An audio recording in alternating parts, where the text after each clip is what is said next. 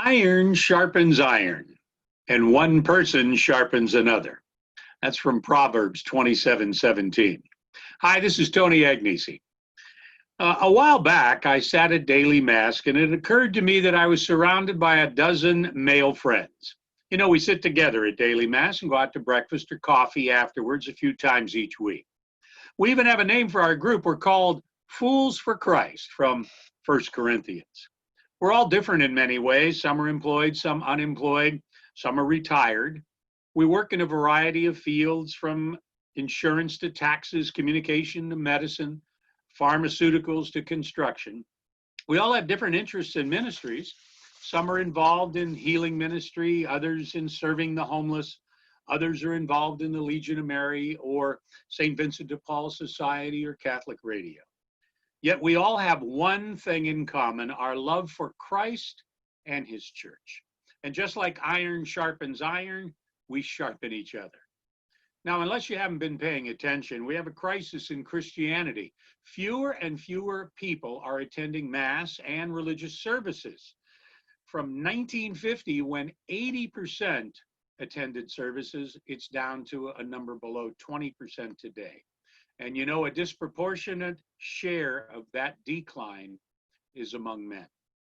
More and more men are trying to navigate life alone, the problems of today by themselves. They have no one to share their frustration with, no one to go to for advice, no one to hold them accountable, and no one to pray with.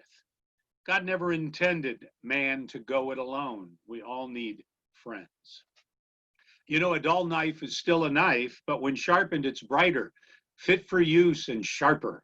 The same holds true for men. A man going it alone is still a man, but he's dull and sad and inactive and sometimes even confused or paralyzed. But friendship is like that sharpening instrument. It sharpens our thinking, refocuses our direction, revives our love for God, and clarifies our action. You know, two of the same knives can't sharpen each other. It takes a different kind of iron to sharpen iron. And the fact that many of my friends are different gives each of us an opportunity to sharpen others. We all have our strengths and weaknesses, and I've learned something different from each and every one of them. Spending time together gives us a chance to pray, encourage, exhort, even admonish, and help each other. And sharing the Word of God is like that two-edged sword that strengthens each of us. If you're struggling to go it alone, you should try finding a group of men you can join.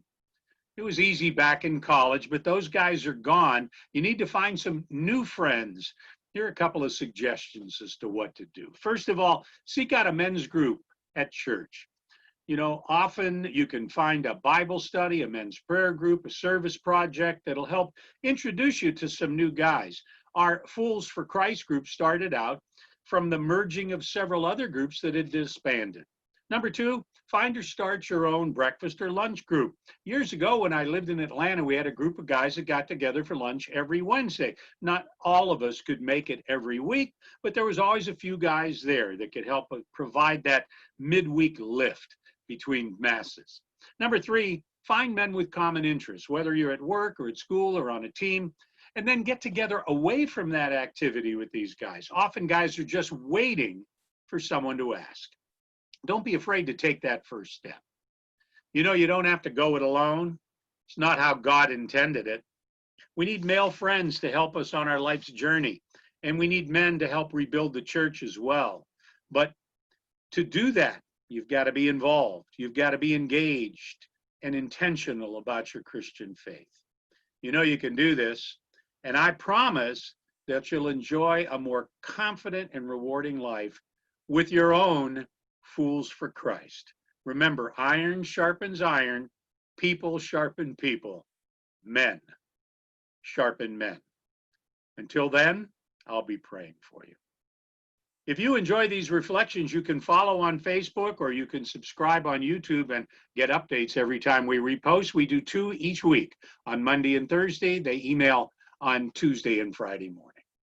Thank you so much for joining us. God bless you. Have a great week. This is Tony Agnesi.